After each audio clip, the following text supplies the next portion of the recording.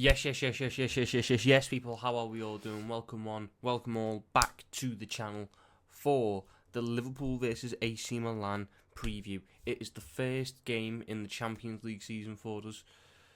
But the biggest game on the Tuesday, on today, we've got Villa versus Young Boys at 5:45, and in terms of the 8 o'clock kickoffs, we're definitely the biggest one. Away to the San Siro. The San Siro is an incredible stadium, so much history. Milan, they're a good team, and last time we played them in the Champions League was in the group stage in the 21-22 season. We beat them 3-2 at home, a Tomori own goal, Salah, and then a Henderson volley. And for them it was Brahim Diaz back when he played for Milan, and Ante Rebic. And then the second leg, we won 2-1 to complete a fully 100% group stage campaign. They scored early on with Tomori, putting it in the correct net this time. And then it was Salah in the first half and Mane in the second half. But that game is remembered fondly by our fans because we ended up playing a really rotated team. We had Tyler Morton, Minamino, Oxlade-Chamberlain as the midfield today. Nico Williams, Nat Phillips, Origi started up top. Tsimikas was at left back. We played all them players, and yet we still ran out with the win to complete the set. So, some good memories against Milan, obviously, in the Champions League. We lost the final in 07 to them, but we won the greatest Champions League final of all time in 05 against them. So, yeah, there's a lot of good memories around that club. They're a good side. I do like a lot of the players. Obviously, if you're looking at that Milan side at the minute, you're looking at Rafael Leão was the real danger man in that team, but Christian Pulisic, since he's moved to Milan from Chelsea, has looked revitalised. I quite like the centre-back options that they've got. Obviously, Tomori, he's not really played as much through injuries and stuff in the past year or so, but they've got a really good young German centre-back in Malik Teo, and they signed someone from Salzburg, Pavlovic, I think his name is. They've got French international Mike Maignan in goal, Theo Hernandez at left-back, Regindes or something in midfield with Fofana from Monaco. So they're a good side, Milan. They're in the Champions League. They've got to be a good side. For us, we need to bounce back after the Nottingham Forest game. Really disappointing performance, that one. A lot of the key players just didn't turn up, making silly mistakes, and then we get caught on the counter-attack, and that was a real blow. But the good thing about playing Milan on the Tuesdays is a chance to really bounce back and get going. I do think there's going to be some. It's not going to be the same game as Forest.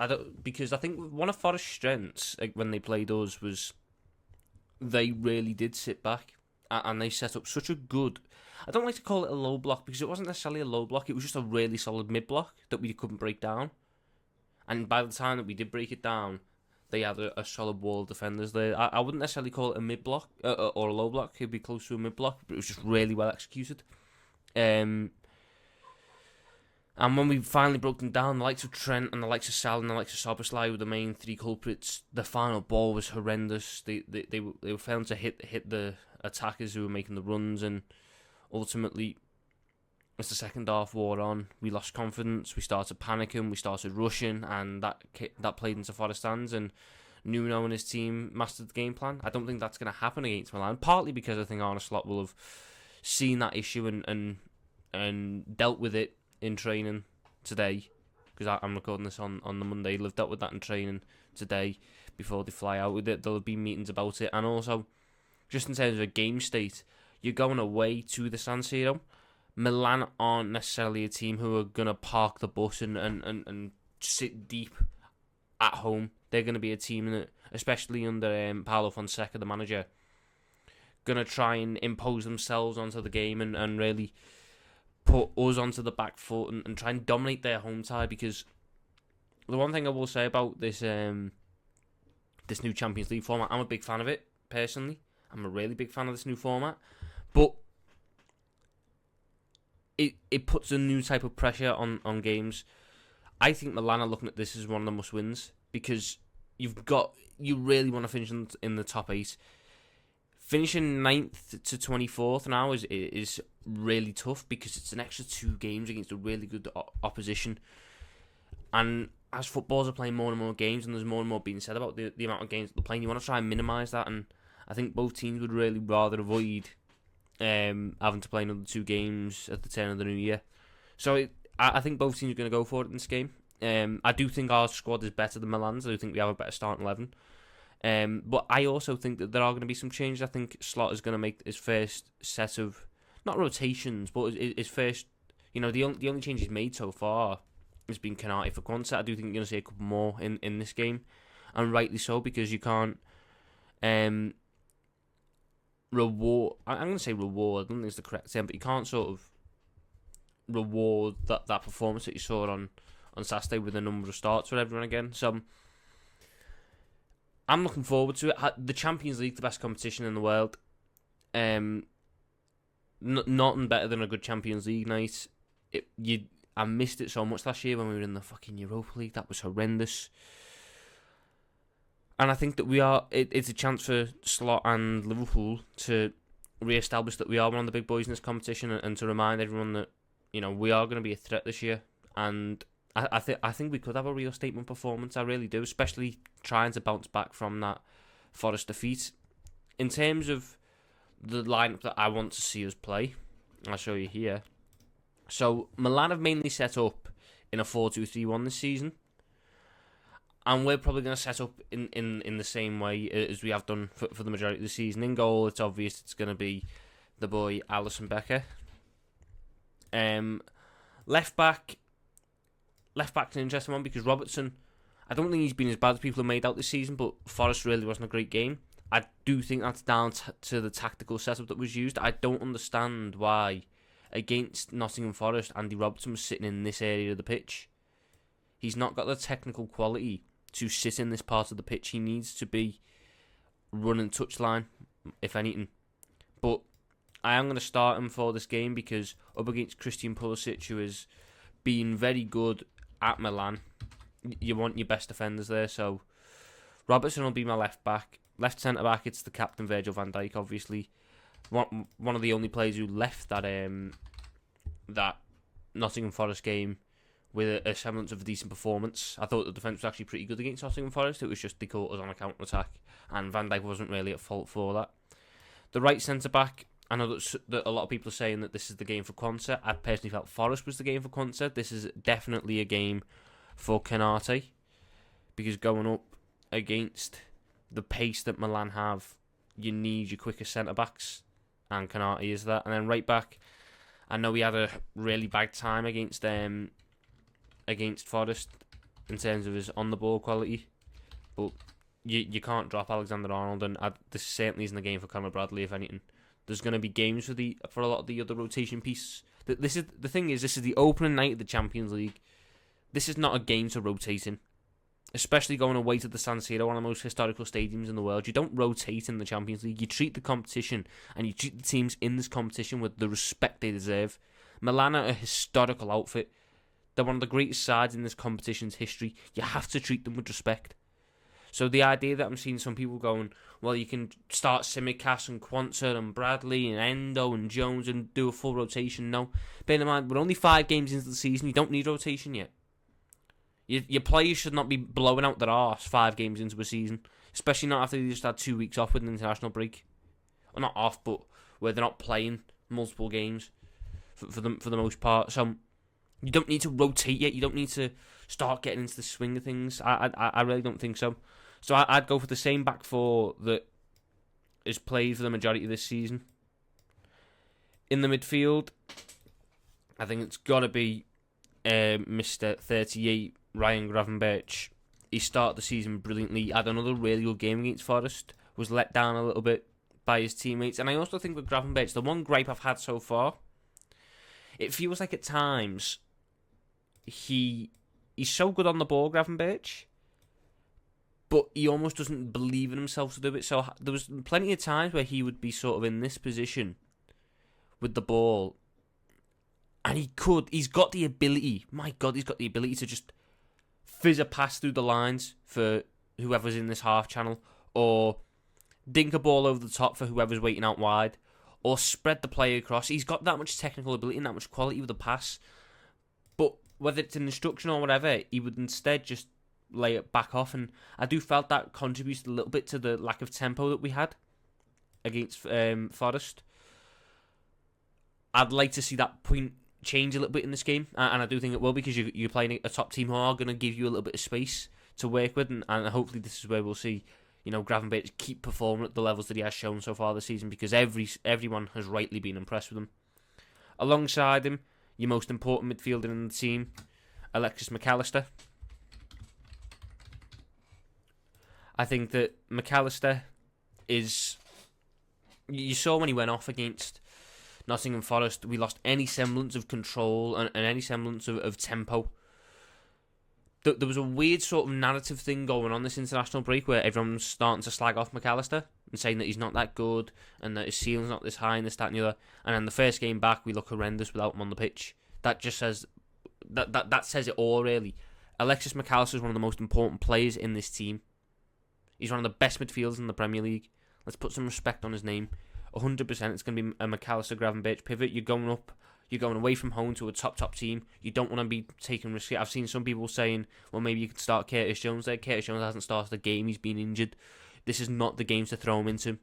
You've got Bournemouth at home next Saturday. If you want to do more rotations, that's the game you do it in. You've got West Ham in the Cup the next week, next Wednesday, I think. If you want to do rotations, that's a game you do it in. You don't do rotations going away to the San Siro. You don't. On the right, another player who had a really poor showing against Forest, but you're never going to drop him because he has that quality. It's Mohamed Salah, obviously. Really bad showing against Forest, but the Champions League is competition. He's the highest scoring player for any English club ever in European football. You're not going to drop that. Now, this is where it gets interesting, because I do think if it was me, this would be the first change that I would make. I would have us lined up in a similar way to what we've been. So I'll put us in the 4-2-3-1, but I don't really want us to operate in this shape. In fact, no, I'll set us up like this, how I'd want us to be. Your main number 9, your striker, I'm keeping it as Diogo Jota. I know that there's been a thing of, when's Núñez going to get his chance? I can't not play Jota. Jota gives me guarantees. Jota is a guarantee. I know Jota can do the job I need. I know he can.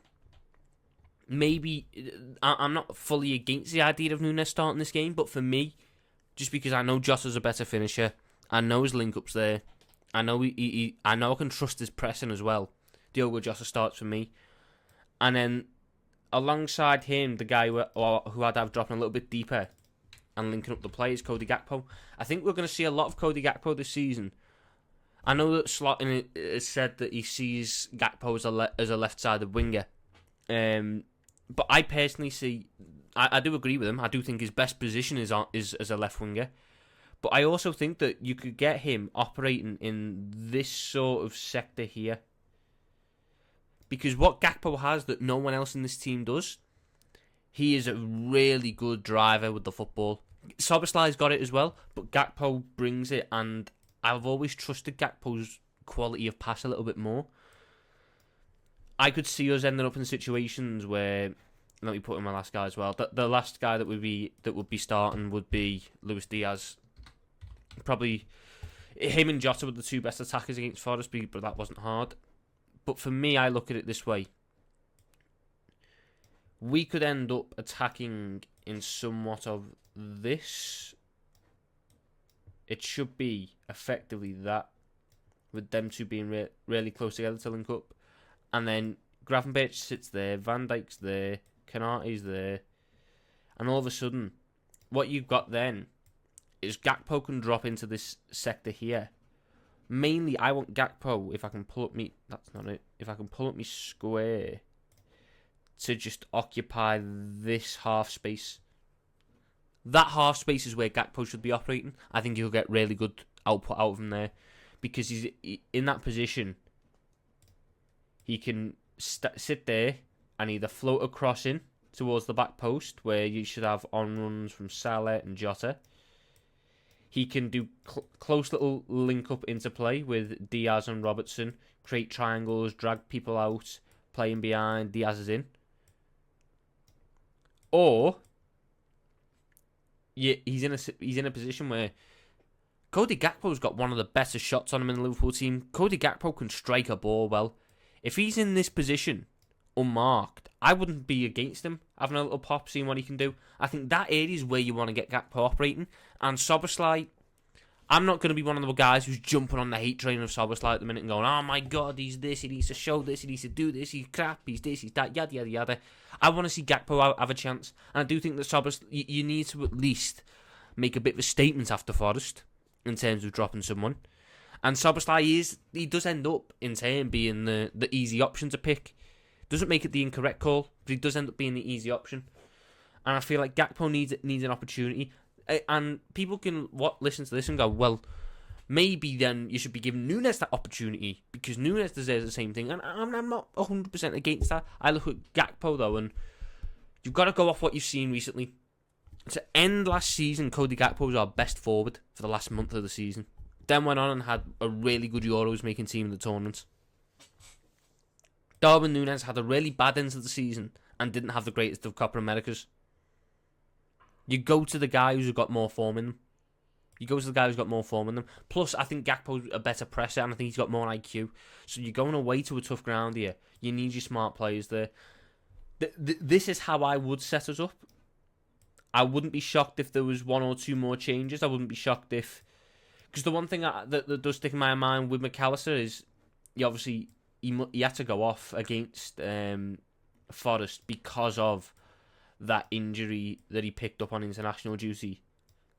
So maybe it's a case of, well, you don't want to rush him into this game, which I disagree with. But if that is the case, then I personally would put Szoboszlai in this position. I think Szoboszlai, you get his engine then. You get his engine. But he's in a position where he's not having to do these long busting runs, carrying the ball, which seems to almost kill his passing quality. Szoboszlai is really good at picking up the ball from here and getting from there to there, dribbling. The issue is, that run seems to wipe him out. By the time he's playing the pass, it's crap. Whereas, when he just receives the ball, he's really good.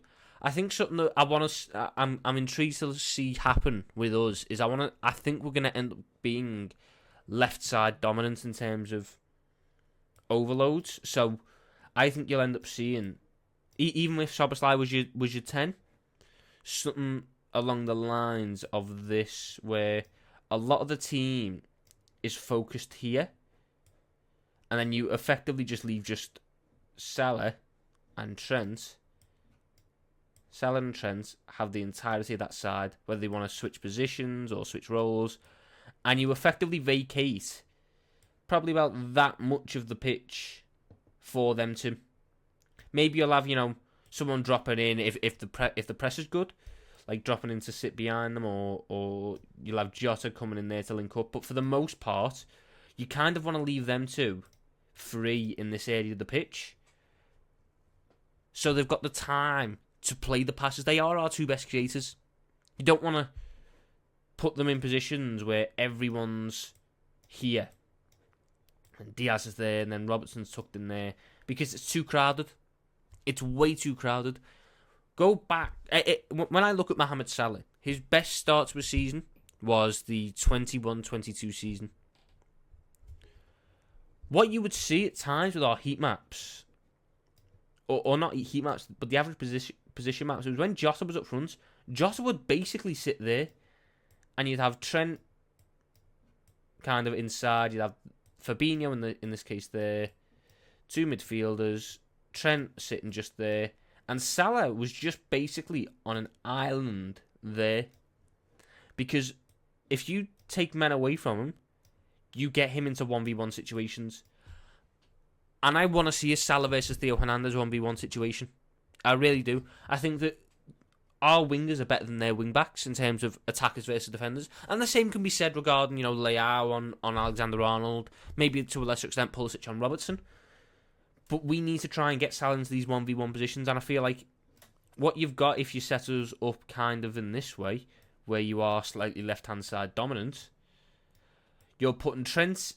You're dragging this team over, so Milan will be dragged over because they've got to cover certain people. Leão, this is another interesting point. I do wonder how good Leão is going to be at tracking. If he's going to be so diligent to follow Trent wherever he is. If he isn't, and the impetus is put on either Fofana or Reinders to cover both your right DM and Trent, can we catch them out like we did with Ipswich, where you pick up the pace, you play through the lines, and all of a sudden, as he commits to one, the pass is already gone, and all of a sudden Trent's got space. If Milan are going to try and play the game to us, we're going to have to treat it like Ipswich in the second half. I think that's if you're asking me for a performance that I can best compare to what I think Milan are going to do, it would be Ipswich second half. That's how you beat them. That quick, snappy interplay.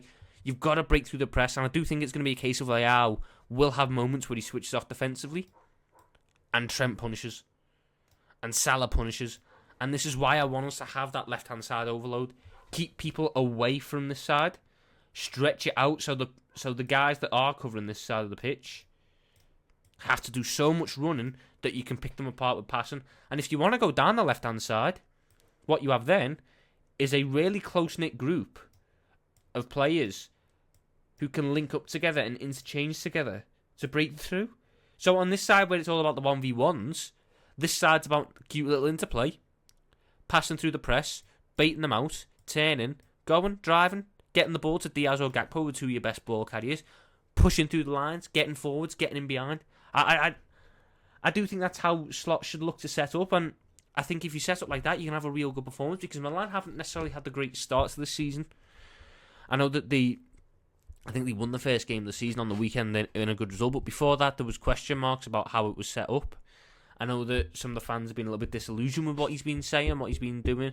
You know, he had this whole thing, Fonseca, about Salamakers in pre-season, then he got rid of Salamakers before the season started, and it's all been a little bit confusing almost. I feel like now it could be a case for us where we can really hurt them. I do think that San Siro is a tough place to go, but with the quality that we've got and with what I'm hoping will be a real fire in the belly to get back on track after that defeat against Forest, I do think it could be a really, really good game for us.